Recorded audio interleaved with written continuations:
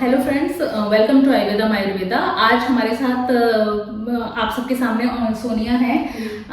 सोनिया, आप कहाँ से आई हैं? मैं रोहतक से आई हूँ।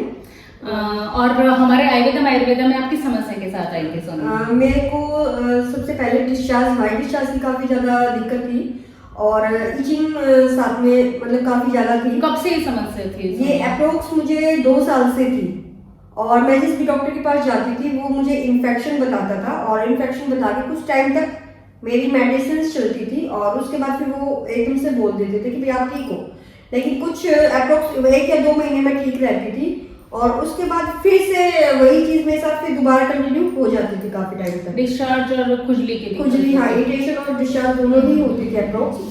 फिर मैंने अप्रोक्स 3 मंथ्स पहले मेरे को इतनी ज़्यादा दिक्कत हो गई इचिंग में कि मैं एक जगह कहीं भी मतलब आराम से बैठ नहीं पाती थी। अच्छा, खुजली बहुत ज़्यादा होने लगी? बहुत ज़्यादा होने लगी थी। मतलब मेरा नीचे जो भी है, मतलब मैं हाथ भी ये सोचती थी कि भाई मैं खुजली कर ही लूँ। हाँ, कंट्रोल नहीं कर पाती, बहुत ज़्यादा थी। और डिस्चार्ज कैसा था उस टाइम? उस टाइम पे डिस्चार्ज मेरा काफ़ी हद तक ज़्यादा ही था और सबसे ज़्यादा दिक्कत मुझे जब आई थी जब मेरे जो हस्बैंड के साथ संबंध हुए, तो उसमें हर जितनी बार भी संबंध होता था 1 वीक में एक बार या मंथ में एक बार, उस टाइम पे ब्लीडिंग भी साथ में आती थी।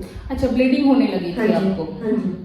तो उसके बाद फिर मैंने तब आपने इस प्रॉब्लम को जो थोड़ा सीरियस लिया मैंने। तो फिर मैं हमारे वहीं पे एक डॉक्टर थी, मैं उनके पास गई तो उन्होंने मुझे इन्फेक्शन बताया कि आपको इन्फेक्शन है और फिर उन्होंने मुझे पैप स्मीयर टेस्ट करने के लिए बोला। तो जैसे मैंने पैप स्मीयर टेस्ट करवाया उसमें मेरी रिपोर्ट ऑलमोस्ट नॉर्मल मिली, लेकिन जब उन्होंने खुद से उसको चेक किया तो उन्होंने जो बच्चेदानी के मुंह पे था उसने almost 90% cover, 95% almost cover up थी वो चीजें। अच्छा, इन्फेक्शन से? हाँ, उन्होंने तो बताया कि इन्फेक्शन है 95% उन्होंने मतलब मेरे को एज ए दिखाया भी कि आपका जो बच्चेदानी का मुंह है वो 95% तक कवर अप है। इन्फेक्शन अगर आपका ट्रीटमेंट नहीं होता है या आप इसको मतलब सीरियसली नहीं लेते हो तो जो सर्विटिक्स है वो 3 to 6 मंथ्स में कैंसर में चेंज हो जाएगा। उन्होंने मतलब 101% श्योरिटी उसने उन्होंने दी कि अगर आप इसको अनट्रीटेड छोड़ते हो तो आपका जो ये सर्विटिक्स है वो 100% कैंसर में चेंज हो जाएगा। फिर मैंने तब मेरे को टेंशन हुई। फिर उन्होंने मुझे जैसे दवाइयाँ वगैरह कंटिन्यू में दी, 1 मंथ तक उन्होंने मुझे दवाई दी। फिर तब उन्होंने चेकअप किया, तब उन्होंने फिर मुझे कायरोथेरेपी सजेस्ट किया। 1 महीने के ट्रीटमेंट के बाद फिर आपको बुलाया था? हाँ जी। फिर उन्होंने देखा सिचुएशन कैसी थी तो उन्होंने शायद कोई इम्प्रूवमेंट लगी नहीं उनको, तो उन्होंने मुझे कायरोथेरेपी सजेस्ट किया और उन्होंने कायरोथेरेपी की मेरे साथ। उसके बाद मेरी कायरोथेरेपी के बाद उन्होंने जो मेडिसिन दी या जो भी उनके दवाइयाँ थी उससे मेरी दिक्कत वाइट डिस्चार्ज की इतनी ज्यादा हो गई कि मुझे मतलब एवरी 2 आवर्स में पैड को चेंज करना पड़ता था। अच्छा। वाइट डिस्चार्ज में। और मैं उससे इतनी ज्यादा जैसे वीकनेस आ गई थी मेरे में कि मैं कुछ खाना भी पसंद नहीं करती थी। हर चीज में से मुझे स्मेल आने लगी और वाइट डिस्चार्ज तो इतना था कि जैसे पीरियड्स भी उसके आगे जो मेंस्ट्रुएशन साइकिल है वो भी कम थी।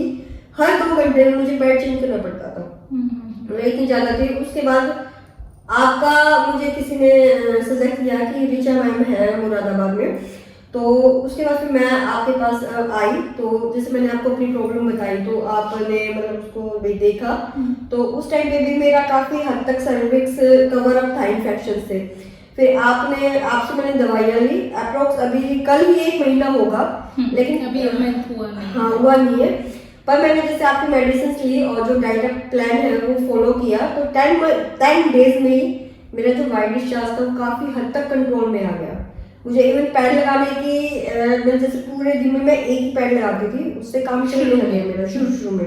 जैसे आप 10-15 डेज के बाद आपकी खुजली 10 डेज तक तो मेरा जो जैसे मैं बता रही थी कि हर 2 घंटे में मुझे चेंज करना पड़ता था, तो 10 डेज में मुझे इतना फर्क दिखाई दिया कि मुझे पूरे दिन में एक ही पैड लगाना पड़ता था। हार्डली। हाँ। और उसके बाद 5 डेज और जैसे 15 डेज हुए तो उसमें मुझे इचिंग की जो मेरी शिकायत थी वो ऑलमोस्ट खत्म हो चुकी थी, ना मुझे कहीं इचिंग हुई। और पैड का मतलब जैसे उसका वाइट डिस्चार्ज का था ऑलमोस्ट 15 डेज में मेडिसिन लेने के बाद वो समस्या मेरी खत्म हो गई। और जैसे अप्रोक्स अभी 1 महीना कल होगा तो मैं काफी हद तक अपनी जो प्रॉब्लम है उससे काफी हद तक कंट्रोल में मतलब काफी हद तक मुझे इम्प्रूवमेंट महसूस हुआ है।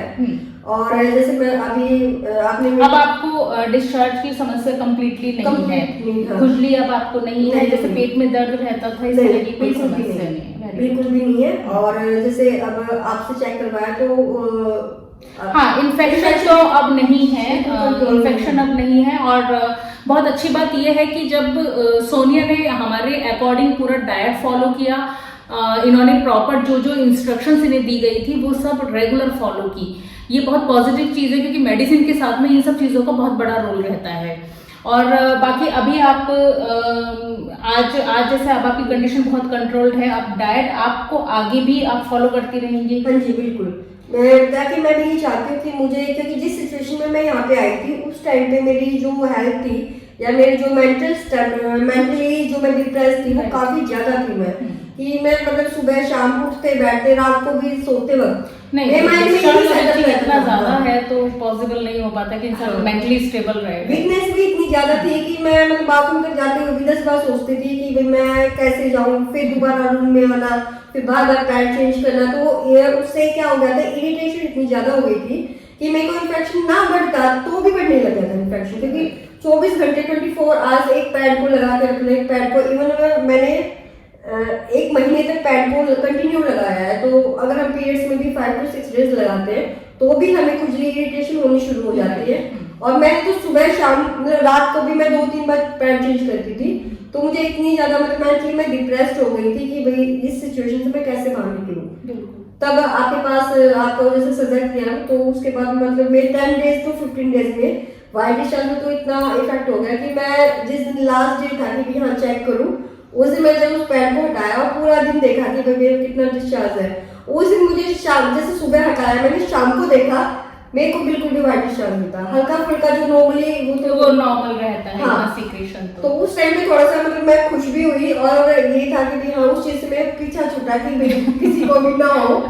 तो ये था कि और अभी फिलहाल तो जो है अभी इन्फेक्शन भी काफी कंट्रोल में है, बाकी मुझे तो कोई दिक्कत है नहीं। और आपने जैसे अश्योरिटी दी है कि भी अब ये चीज दोबारा नहीं आएगी, क्योंकि मैंने वो चीज देखी है कि मैं कुछ टाइम दवाइयाँ खाती थी फिर उसके बाद वो फिर क्योंकि अप्रोक्स में 2 सालों से ये चीज सुन रही थी आपको इन्फेक्शन है, आपको इन्फेक्शन है। तो मैं डॉक्टर को भी ये बोलने लगी थी, वो जब भी मेरे को ये बहुत बोलता कि आपको इन्फेक्शन है तो भी मैं आराम से ये बोलती थी हाँ भाई मुझे पता है मेरे को इन्फेक्शन है।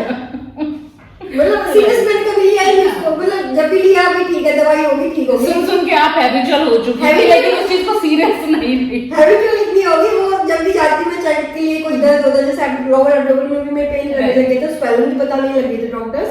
तो तभी वो कहते हैं कि आपको तो इन्फेक्शन है, मगर भाई हाँ मुझे पता है इन्फेक्शन है। तो मतलब कहने का मतलब सीरियस में जब हुई जब मेरे को दिक्कत ब्लीडिंग की होने लगी टेस्ट होने पे जब ब्लीडिंग होती थी तब उस टाइम में मैं काफी सीरियस हुई और इचिंग की जो प्रॉब्लम हुई वो भी मेरी काफी हद तक 99% इतनी ज्यादा हो गई थी कि मैं एक जगह मतलब मेरा जिस जॉब का था मैं 2 आवर्स का आने जाने का था, तो मैं उसमें भी गाड़ी में भी मेंटल स्टेबल नहीं थी, मेंटली स्टेबल कि मैं गाड़ी कैसे चलाऊं, क्योंकि इचिंग इतनी ज्यादा थी कि मेरा जो माइंड सेटअप था वो सारा नीचे की साइड था।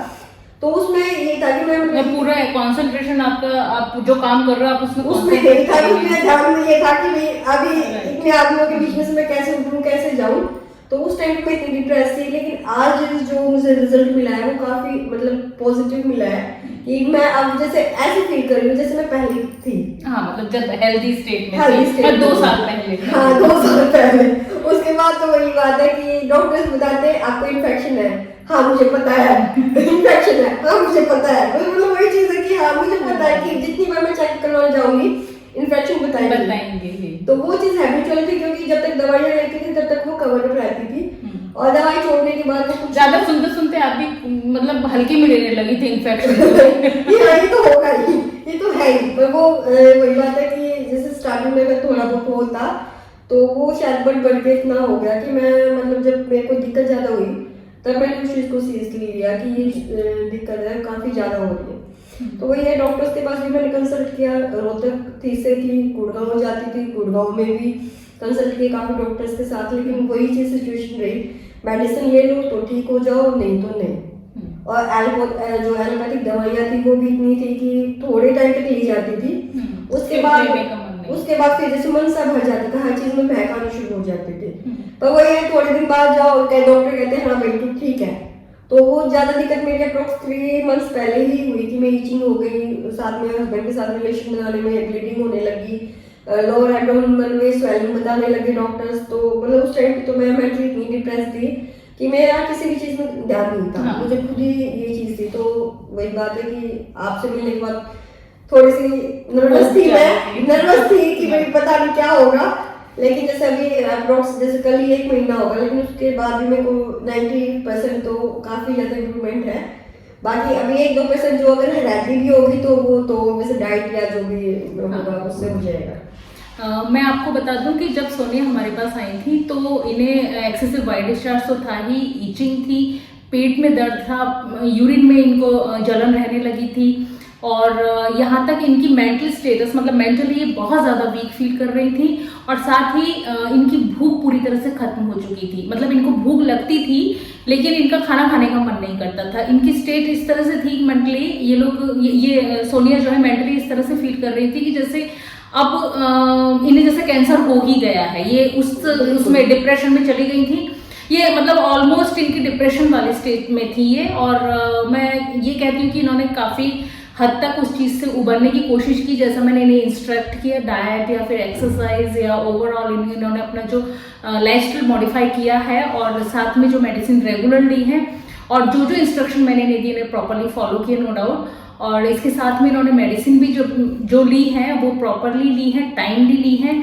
और आज आप खुद देख रहे हैं सोनिया काफ़ी खुश है। और लेकिन मैं इन सब डिस्कशन के साथ में एक चीज़ आपको बताना चाहूँगी कि वाइट डिस्चार्ज को, जैसे आपने सोनिया की स्टोरी सुनी, वाइट डिस्चार्ज को किसी भी तरह से आप हल्के में ना लें, क्योंकि कब किस टाइम ये एक क्रॉनिक रूप ले ले, कभी कैंसर में कन्वर्ट हो जाए, आप भी नहीं जानते। तो वाइट डिस्चार्ज को किसी भी तरह से आप हल्के में ना लें। इसका इलाज शुरुआत में ही आप करवा लें। जैसे कि सोनिया ने बताया कि इन्होंने शुरू में 2 साल पहले से इनको ये दिक्कत थी और ये लाइट लेती, उसको बहुत हल्के में लेती चली गई, उन्होंने इस तरफ बिल्कुल भी गौर नहीं किया। तो ऐसा बिल्कुल ना करें, ट्रीटमेंट को ट्रीटमेंट की तरह से कराएं। और मैं मानती हूँ कि काफ़ी बार हम एज अ फीमेल हम उतना टाइम अपनी हेल्थ को नहीं दे पाते हैं, लेकिन थोड़ा सा इस तरफ अपनी सेहत की तरफ ज़रूर ध्यान दें, अपने खान पान की तरफ ध्यान दें, अपने लाइफस्टाइल की तरफ ध्यान दें, तभी इन सब चीज़ों के साथ ही आप किसी भी समस्या से उबर पाएंगे। और मैं आशा करती हूँ कि ये वीडियो आप लोगों के लिए काफ़ी इन्फॉर्मेटिव रहा होगा। और इन्हीं आशाओं के साथ में मिलते हैं हम नेक्स्ट वीडियो में। तब तक के लिए stay healthy, stay happy, take care, bye bye. Thank you ma'am. Thank you.